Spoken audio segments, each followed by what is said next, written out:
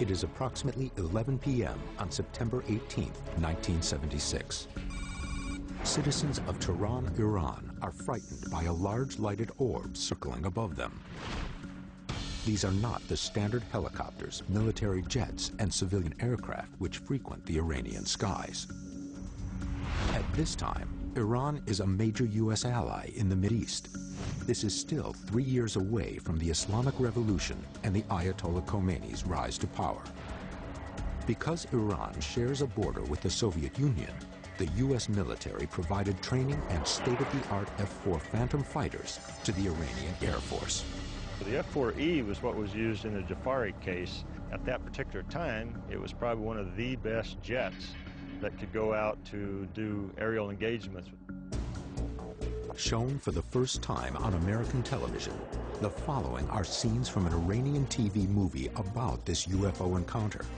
It starred some of the actual military personnel involved in this event, including Parviz Jafari, and used the actual control tower transcripts.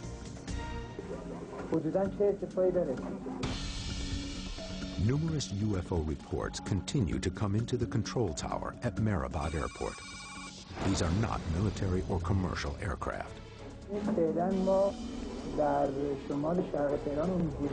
Hussein Peruzi is in charge of the air traffic control tower. He has heard enough and notifies the Iranian Air Force. At 11:31 p.m., they scramble an F-4 from Cherokee Air Base, located in Hamadan, 175 miles southwest of Tehran. The first pilot, Captain Aziz Khani, takes off to investigate the object. 10 minutes later, the base orders another F-4 to be scrambled, this one piloted by Parviz Jafari. Jafari was a major at that time, and he was vectored to intercept a strange light that was over Tehran. I'm Parviz Jafari, a retired general from Iranian Air Force. Jafari estimates the object is as large as a Boeing 707 jet. He followed the light towards the Russian border when suddenly an object broke off from the light and headed towards Jafari's own plane.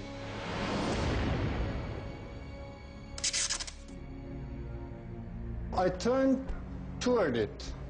I put it on my 12 o'clock. I got close to it, and you can't imagine, all of a sudden, it jumped from here to here, just like that. Based on his location, Jafari estimates the object has traveled almost 28 miles to his right in the blink of an eye. This movement was well beyond the capabilities of any man-made object. I asked the tower if they have any flight. They said no, they don't have any flight overhead. As Jafari continues his approach toward the object, he witnesses something incredible. Something like a moon came out of it. A second object came out of the first Another object below the horizon and started flying toward me. This second orb-like object descends from beneath the triangular lights and races toward Jafari's F-4. Although Jafari is traveling at supersonic speed, this incoming craft streaks by his jet and circles him as if he's standing still. Now imagine I'm flying to a speed of close of sound and something circling around me. After circling Jafari's aircraft, the second orb now returns to the larger diamond-shaped craft, still hovering approximately 25 miles in the distance. For a moment, Jafari thinks he is out of danger, but to his astonishment, another orb has descended and is streaking directly toward his jet for the second time. Jafari now believes he is under attack. He reaches for his instrument panel to arm and fire an AIM-9 heat-seeking missile. But what happens next shocks him. Green and red light should be both on so I could fire. When I looked back on the left side of the instrument panel, the weapon panel was out, no light on it. Jafari believes that in the heat of combat with this UFO, it sent a massive pulse of electromagnetic energy toward his plane, temporarily disabling all of the onboard electronics, including the navigation equipment, avionics, and weapons systems. With a disabled missile system and no way to defend against this unknown object, Jafari considers ditching his plane. I thought if it comes closer than 4 or 5 miles, I'm going to jump out. But before Jafari has to make that fateful decision, the object reverses direction and once again returns to the larger craft. When it moved away from me, I could see the main object there and went right underneath of it and disappeared. Having just endured a harrowing engagement with multiple UFOs over the dark skies north of Tehran, Major Jafari decides it is no longer safe to continue tracking this mysterious diamond-shaped object.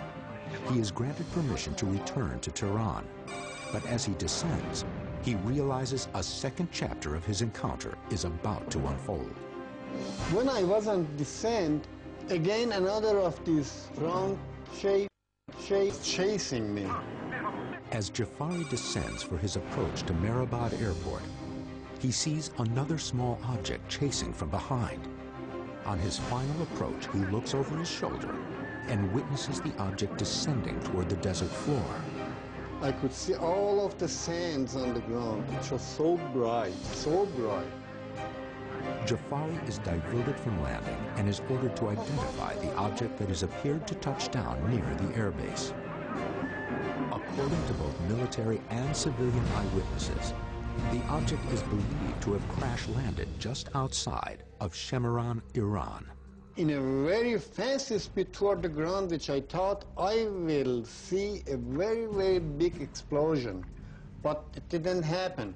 The object came right on the ground and stopped there. Upon landing at Mehrabad Airport, Parviz Jafari knew he would have to soon debrief his commanders about the night's events. What he didn't realize is that the Iranian military weren't the only ones interested in his encounter.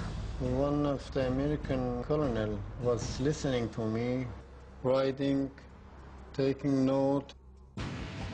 How deeply was the CIA involved in this case and its cover-up?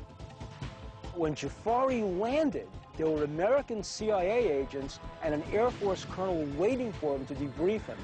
Seen on television for the first time ever, the unclassified official military report. Why did this document go all the way to the White House? And what was found the next day at the crash site? Over Iran in 1976, Major Parviz Jafari has a harrowing dogfight encounter with what he thinks is a UFO. Upon landing, he was debriefed by high-ranking Iranian military officials. There was also an American CIA agent present. The agent filed a report, which is now unclassified, that was distributed to the CIA, the Air Force, the Secretary of State, the Secretary of Defense, and the White House. It was titled, quote, "Iran reported UFO sighting." According to the report, a UFO was seen about 11 p.m. on September 18, 1976. Besides Jafari's sighting, the control tower received, quote, 4 telephone calls from citizens living in the Shemiran area of Tehran, saying they had seen strange objects in the sky. Some reported a bird-like object, while others reported a helicopter. There were no helicopters airborne at that time. The report details and confirms Jafari's sighting, including the loss of his avionics. Quote, "As the F-4 approached a range of 25 nautical miles, he lost all instrumentation and communications." The report further confirms that 2 objects were seen, one as big as, quote, "a 707 tanker," and again, quote, "the second object headed straight toward the F-4 at a very fast rate of speed," and then, quote, "the pilot attempted to fire an AIM-9 missile at the object, but at that instant, his weapons control panel went off." and then, quote, initiated a turn and negative G dive to get away. In a very curious ending to this event, the Department of Defense report says that the next day, the crew was taken by helicopter to an area where the object was seen to crash land by local residents.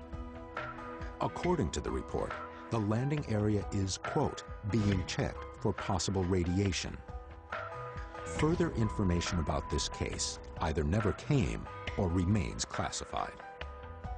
I saw it, so I have to believe it.